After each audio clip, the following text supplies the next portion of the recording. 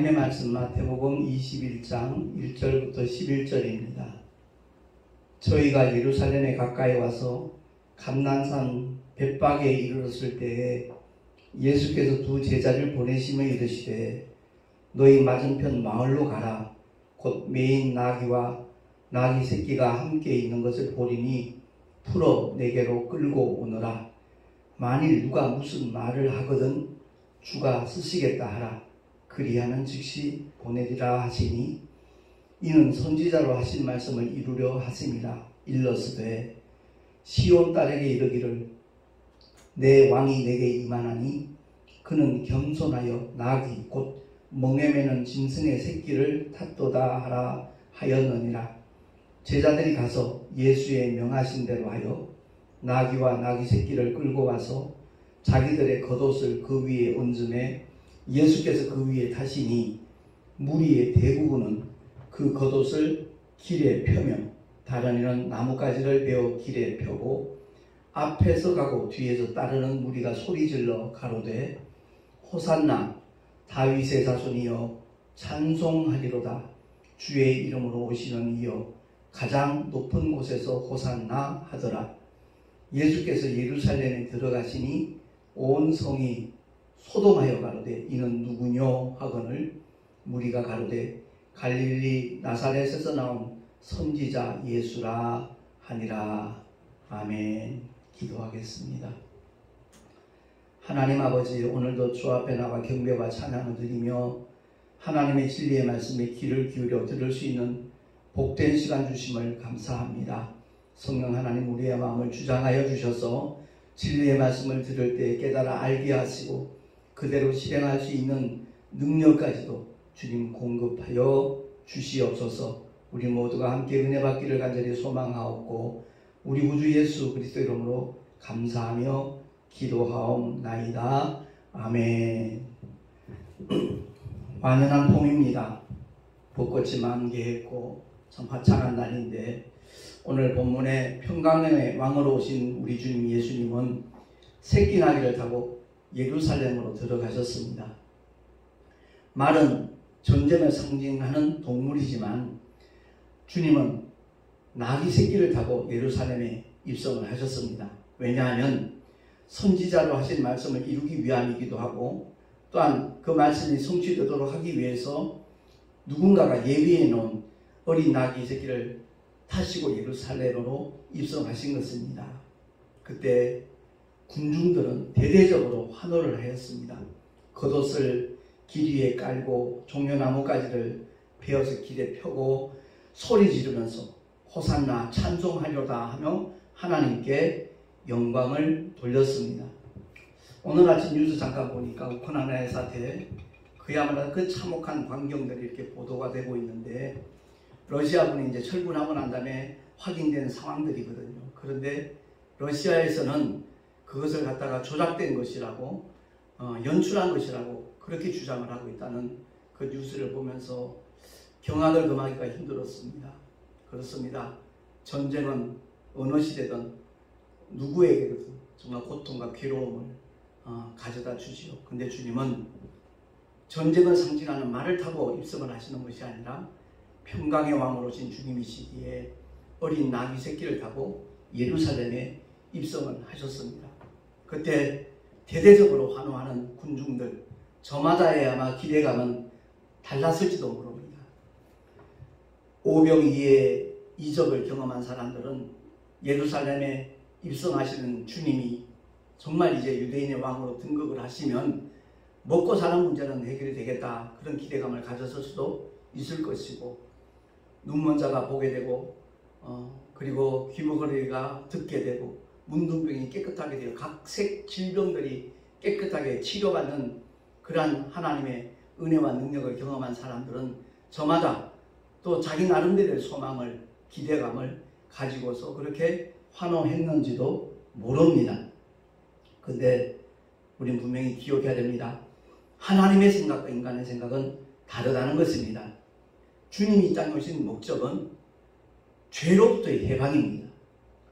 마가복음 10장 45절에 이와 같이 성경은 증언하거든요. 주보에 있으니까 한번 합독을 하겠습니다. 시작. 인자에 온 것은 섬김을 받으려 함이 아니라 도리어 섬기려 하고 자기 목숨을 많은 사람의 대속물로 주려 함이니라. 아멘. 그렇습니다. 주님이 이 땅에 오신 목적은 당신의 생명으로 우리를 구원하시기 위함입니다.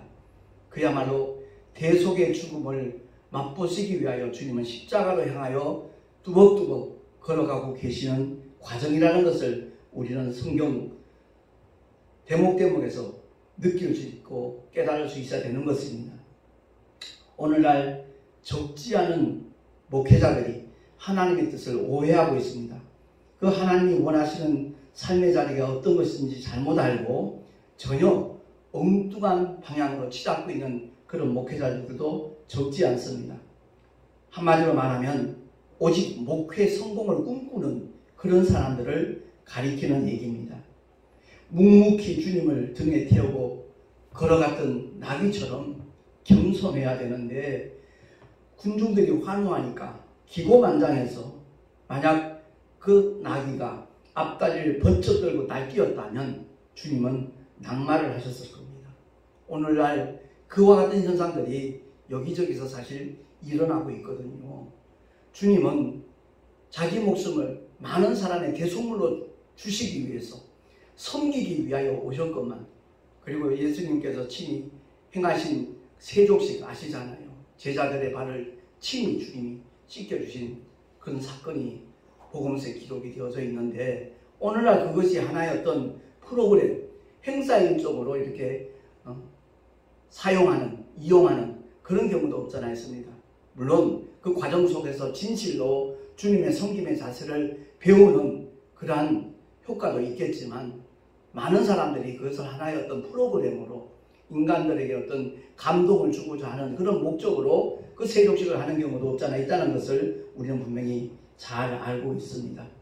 우리는 오늘 말씀을 통해서 정말 아버지의 뜻이 무엇인가, 독생자 예수를 통해서 우리에게 정말 바로 알게 하기를 원하고 깨닫게 하기를 원하고 누리기를 원하는 그 은혜의 삶이 어떤 것인가를 우리는 바로 인지할 수 있어야 되겠고요. 뿐만 아니라 하나님의 은혜를 받은 사람들이 어떤 길을 걸어가야 될 것인가, 어떤 방향으로 나아가야 될 것인가, 그것까지도 올바로 깨닫는다라면 이 종료주일에 그야말로 주님의 말씀은 우리에게 많은 선한 결과를 가져다 줄 줄로 믿습니다. 구약의 사건 가운데 사무엘이 그 사울 임금에게 그야말로 경고했던 메시지, 사무엘상 15장 22절입니다. 우리 한 목소리로 합독을 하겠습니다. 시작. 사무엘이 가로되 여호와께서 번제와 다른 제사를 그 목소리에 순종하는 것을 좋아하신 같이 좋아하시겠나이까? 순종이 제사보다 낫고 듣는 것이 수양의 기름보다 나으니 이는 거역하는 것은 사술의 죄와 같고 완고한 것은 사신 우상에게 절하는 것과 같으니라. 아멘. 그렇습니다. 아말렉과의 전쟁에서 생명 있는 모든 것들을 진멸하기를 하나님은 분명히 원하셨고 그렇게 명령을 하셨지만, 사울 임금은 기름진 것, 살찐 것들, 튼튼하고 좋아 보이는 것들, 그 우양들을 죽이지 아니하고 노예물로 이렇게 돌아오는 그 모습 속에서 사무엘 선지자가 사울 임금에게 책망하는 하나님의 메시지를 그렇게 선언하고 있는 겁니다. 어떤 사람이 복이 있는 사람입니까? 목회자들 가운데 어떤 분이 정말 복 있는 사람일까요? 성도들이 많이 늘어나고 교회를 크게 짓고 자기 명성을 떨칠 수 있는 그런 것들이 정말 복이라고 생각하나요? 결코 아니라는 거죠. 주님은 묵묵히 오직 고난의 길을 걸어가셨습니다. 마가복음에서는 고난받는 종으로 그 그리스도를 이렇게 조명하고 있는 것을 우리가 보게 되지 않습니까? 끝까지 하나님의 뜻대로 하나님의 말씀을 따라 걸어가는 사람이 가장 복 있는 사람인 줄로 믿습니다. 모든 사람들로 하여금 화평케 하는, 그 화목케 하는 직책을 우리 주님이 맡기셨다라고 사도 바울을 통하여 전언하고 있지 않습니까? 그렇습니다.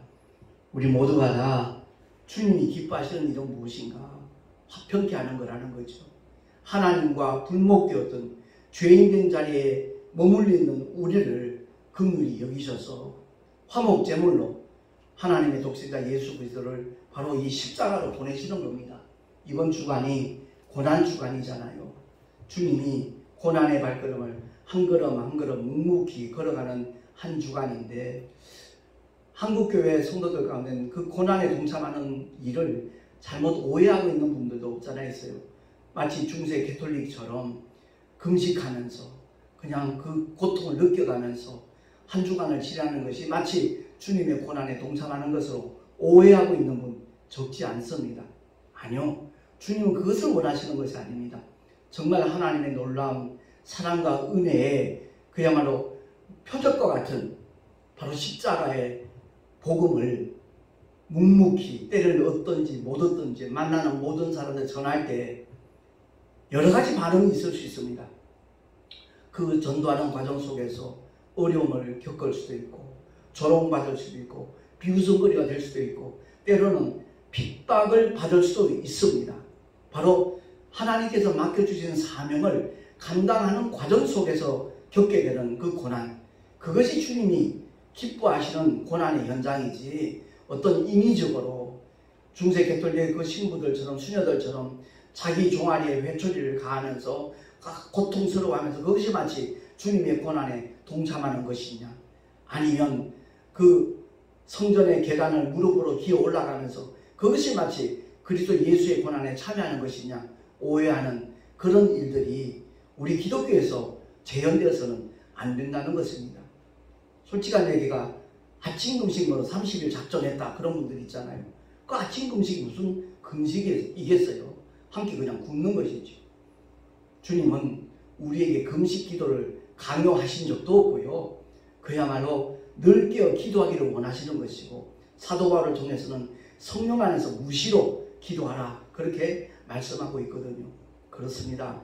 이번 한 주간 내가 사랑하고 내가 아끼는 이웃들에게, 가족들에게, 친지나 친구들에게 복음을 정말 아름답게 전할 수 있는 그러한 지혜를 하나님 앞에 구하고, 남다른 어떤 특별한 어떤 이벤트를 통해서라도 그들 심령 속에 예수 그리스도의 이름이 각인될 수 있도록, 그들이 자신의 왕으로, 자신의 하나님으로, 자신의 구주로 영접할 수 있도록 하는 일에 정말 최선을 다하는 한 주간이 된다면 그 사람이 바로 주님의 고난에 동참하는 사람인 줄로 믿습니다. 마가복음 8장 34절 35절을 통해서 주님은 분명하게 우리에게 그 길을 제시해 주고 있거든요. 어떤 길이요? 주님을 끝까지 쫓아갈 수 있는, 따라갈 수 있는 비결을 말씀하고 있습니다. 우리 한번 합독하겠습니다. 시작. 아무든지 나를 따라오려거든 자기를 부인하고 자기 십자가를 지고 나를 좇을 것이니라. 누구든지 제 목숨을 구원코자 하면 잃을 것이요, 누구든지 나와 복음을 위하여 제 목숨을 잃으면 구원하리라. 아멘. 바로 그게 주님이 일러주신 비결이거든요. 다른 것 없습니다. 날마다 자기 부정이 있어야 됩니다.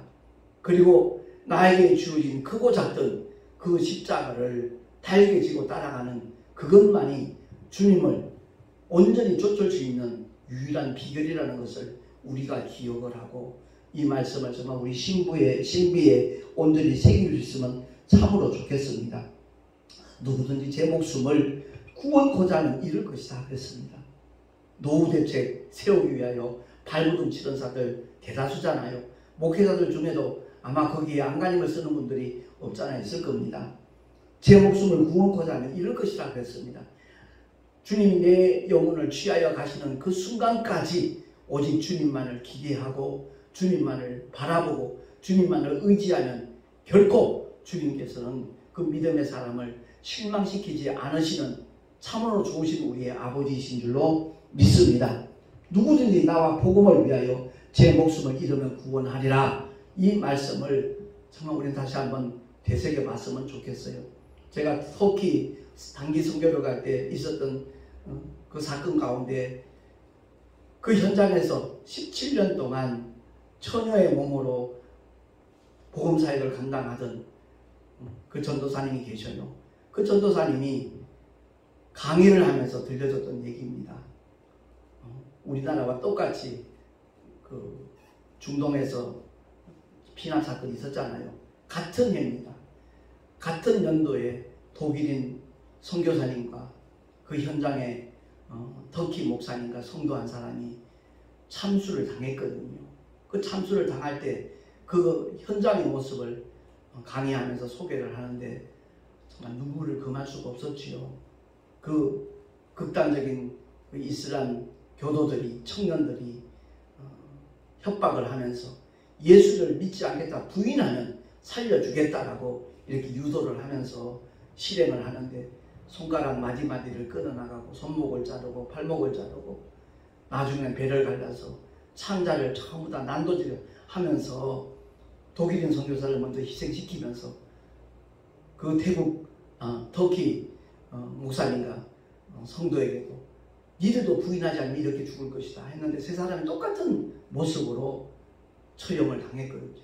그게 정말로 순교가 아니겠는가 이런 마음을 갖게 되었습니다. 그들이 이 세상에서는 가장 비참하고 처참한 모습으로 떠났는지 모르지만 하늘 보좌에서는 잔치가 벌어졌을 겁니다. 주님이 스데반 집사의 영혼을 맞이하듯이 그들의 영혼을 정말 보좌에서 벌떡 일어나서 그들의 영혼을 영접하지 않았겠는가 저는 그렇게 확신을 합니다. 그리고 우리가 성경을 통해서 꼭 기억해야 될 것은 사람의 생각과 하나님의 생각은 다르다 그랬잖아요. 계시록에 보면 소아시아 7교회가 소개되고 있는데 그 두 교회가 칭찬을 받았잖아요. 대다수 사람들은 아주 규모가 크고 엄청난 큰 교회로 상상들을 할 겁니다. 그러나 성경을 보면 서머나 교회도 그렇고 빌라델피아 교회도 그렇고 그렇지 않다는 거죠. 적은 능력으로도 정말 하나님의 이름을 배반치 않냐고 믿음을 지켰던 서머나 교회와 빌라델피아 교회를 주님이 칭찬하셨습니다. 교회 규모가 보잘것없다 할지라도 아버지의 뜻대로 정말 순종하면서 복음을 전하는 주의 종들이라면 그들이 바로 주님 앞에 칭찬받는, 다른 말로 바꾸고 말하면 끝까지 주님을 쫓아가는 믿음의 종들이 아니겠는가 저는 개인적으로 그렇게 확신하고 있습니다. 오늘 예루살렘에 입성하시는 주님의 모습을 통해서 과연 나는 겸손한 사람인가? 주님이 겸손하셔서 나귀 새끼를 타고 입성하셨다라고 성경은 분명하게 우리에게 증언하고 있지 않습니까?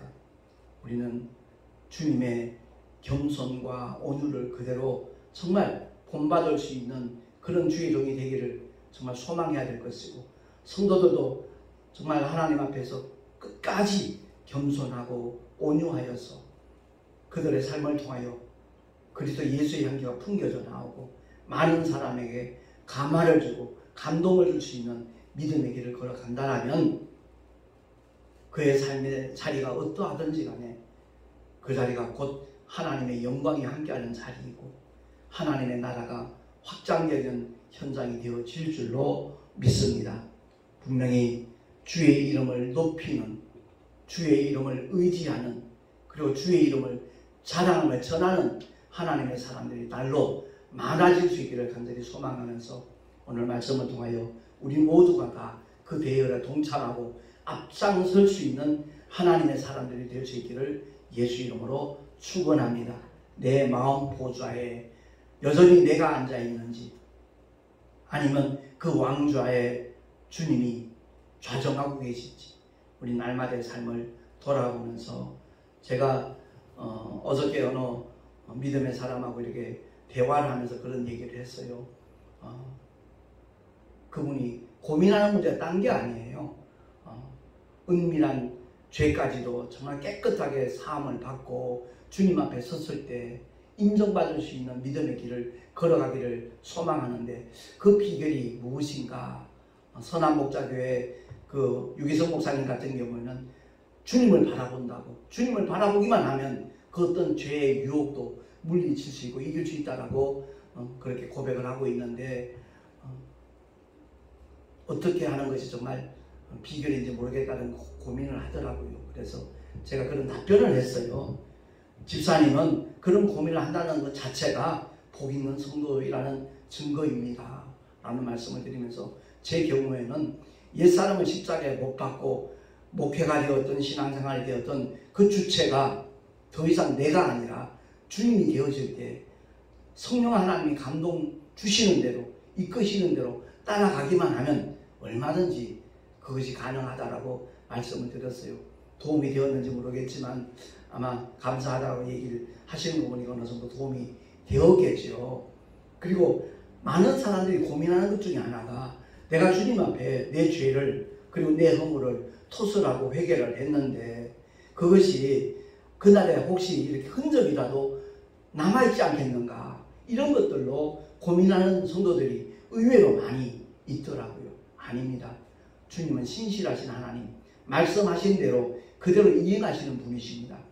우리가 낱낱이 고백하는 순간, 자백하는 순간 그 죄를 사하실 뿐만 아니라 다시는 기억지도 않으시는 분이 하나님이신 줄로 믿습니다. 그 망각은, 온전한 망각은 하나님의 전유물이라는 표현도 제가 그 집사님에게 드렸거든요. 그렇습니다. 우리 인간은 누군가를 용서한다 해놓고도 그게 잠재되어 있더라고요. 남아있더라고요. 그래서 똑같은 실수를 범하면 또 지난번에 이랬을 때 내가 용서해 줬지 않냐? 근데 또 그러냐? 그 옛날 것을 끄집어내갖고 다시 한번 이렇게 얘기하는 연약함을 보이거든요. 우리 주님은 전능하신 하나님이세요. 빛이 있으라 말씀하시는 순간 빛이 생기지 않으면 어떡할까 염려하시는 분이 아니에요. 말씀하신 대로 그대로 이루어지는 것과 똑같이 우리 죄를 사하시고 다시는 기억지도 아니하신다. 그대로 주님은 기억하시지 않는 줄로 믿습니다. 아무쪼록 우리 모두가 다 예루살렘 입성하시는 우리 주님의 모습을 다시 한번 더듬어 보면서 우리 마음에 그 겸손하신 주님을 왕좌에 모시고 주님이 이끄시는 대로 끝까지 순종하며 기뻐하며 감사하며 또한 찬송하며 따라가는 우리 모두가 될 수 있기를 예수 이름으로 축원합니다. 기도하겠습니다. 하나님 아버지, 우리 모두가 다 주님을 닮아가기를 원합니다. 이 영적 전쟁에서 승리하는 자가 되기를 소망하며 믿음의 길을 걸어가고 있습니다. 끝까지 주님을 따라갈 수 있는 비결은 오직 한 가지, 나를 부인하고 날마다 내게 주어진 내 십자가를 달게 지고 따라가는 것밖에 없다라고 주님이 일러주셨습니다. 우리 목숨 연연하지 아니하도록 붙잡아 주시고 복음을 위하여 기꺼이 내어 놓을 수 있는 그 능력까지도 주님이 우리에게 성령께서 친히 역사하심으로 허락하여 주시옵소서. 우리 구주 예수 그리스도 이름으로 감사하며 기도하옵나이다. 아멘. 교회 소식 주보를 참고하시기 바랍니다. 오늘은 종료주일이고 이번 주간은 주님의 고난주간입니다. 그리고 다음 주일은 부활의 첫날 내신 사망 권세 깨뜨리시고 부활하신 우리 주님의 부활주일입니다. 위에서 기도로 준비하시면 좋겠고요. 가까이 있는 분들에게 계란을 이렇게 숙성해서 이렇게 부활주일 계란을 나눠줄 계획을 갖고 있습니다. 수고하는 손길 위에 하나님의 은혜가 임하기를 함께 기도해 주시기를 바라고요. 내일 모레 우리 동서노회 봄 정기노회가 있습니다. 이번에 새로운 또 임원을 선출하는 그러한 노회이기 때문에 함께 위에서 기도해 주시면 참으로 감사하겠습니다. 그리고 4월 1일 날 알콩달콩 CCM 98에 제가 출연을 했었는데 조회수가 꽤 많이 이렇게 늘어나고 있더라고요. 함께 보시면서 그 전도에 관련 어떤 도전을 받았으면 참 좋겠다라는 생각이 듭니다. 드린 예물 위해서 잠시 기도하고 축도로 예배를 마치도록 하겠습니다. 하나님 아버지 은혜를 감사합니다. 주님을 예배하며 11조와 헌물들을 드렸습니다. 주님을 향한 고백입니다. 또한 믿음의 결단입니다. 주님 기쁘시게 흠양하여 주시고 예물이 쓰여지는 곳곳마다 주의 영광이 나타나게 하여 주시옵소서. 드린 손길들마다 복되게 하시고 하늘의 상급으로 쌓여지게 하시고 삶의 터전에서 또한 직장이나 일터에서 하나님께서 함께 하시는 축복의 역사가 온전히 경험되게 하여 주시옵소서. 우리 구주 예수 그리스도의 이름으로 감사하며 간절히 축복하며 기도하옵나이다. 아멘. 이제는 우리 구주 예수 그리스도의 크신 은혜와 하나님 아버지의 놀라우신 만극하신 사랑하심과 보혜사 성령 하나님의 내주교통 인도하심과 축복하시니 종려주의를 맞이하여 예루살렘 성에 입성하신 주님을 정말 죽도록 내가 찬양하며 호산나 하나님 앞에 영광 돌리며 살아가리라 결단한 하나님의 사람들 머리 위에 그 가정과 자녀들과 또한 경영하는 모든 일들과 일터 위에 삶의 자리 위에 뿐만 아니라 주께서 비록 앞두고 세우신 주님의 모든 교회들 위에 지금으로부터 영원토록 함께 있을지어다. 아멘.